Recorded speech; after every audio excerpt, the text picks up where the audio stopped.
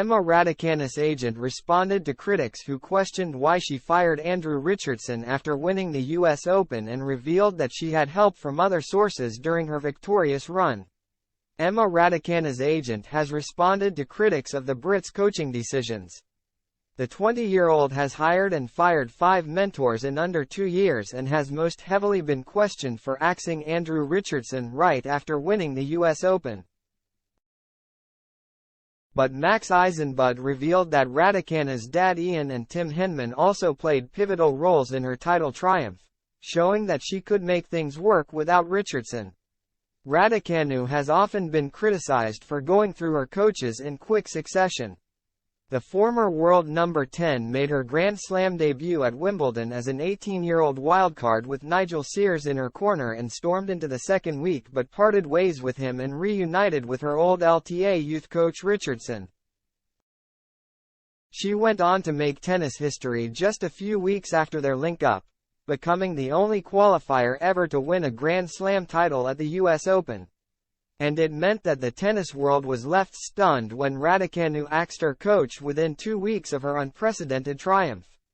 Since then, she has also worked with Torben Beltz, Dmitry Tursunov and most recently Sebastian Sachs. But it's her split with Richardson that has always caused the most controversy, and Raducanu's agent has set the record straight,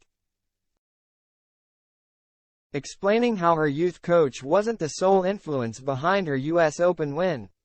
Speaking to the tennis podcast, IMG super agent Eisenbud said, "Andrew Richardson is a great guy and a very good coach and he was definitely part of that success, but so was Tim Henman, who was really helping her a lot. And quite frankly, her dad was the one putting in a lot of the game plans for the matches." With Henman and Ian Raducanu playing such a big part in her success at the US Open, it may have been easier for the 20-year-old to cut ties with Richardson knowing that her triumph hadn't been down to him alone and that she could move forward without him.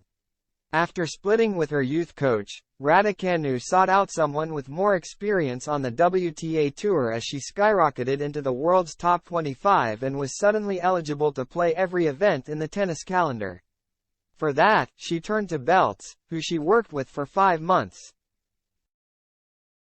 Raducanu then started a trial period with Tursunov last summer which proved successful as she reached the quarterfinal in Washington before beating Serena Williams and Victoria Azarenka back-to-back in Cincinnati.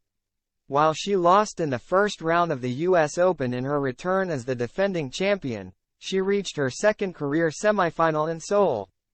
But her trial with Tursunov came to an end, with the Russian going on to claim that there were some red flags when it came to the team around Raducanu. She then hired Sachs over the offseason but split with him shortly after undergoing triple surgery in May as she wouldn't be able to play for several months, leaving it pointless to continue their partnership. With Henman and her own father proving successful in the past, the 20-year-old could turn to them for some advice when she eventually returns to competition. But it seems she won't be giving up her habit of chopping and changing coaches, as Eisenbud said.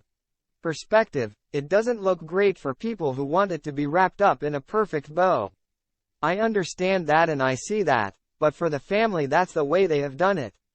People need to get over the fact that that's what they need to do.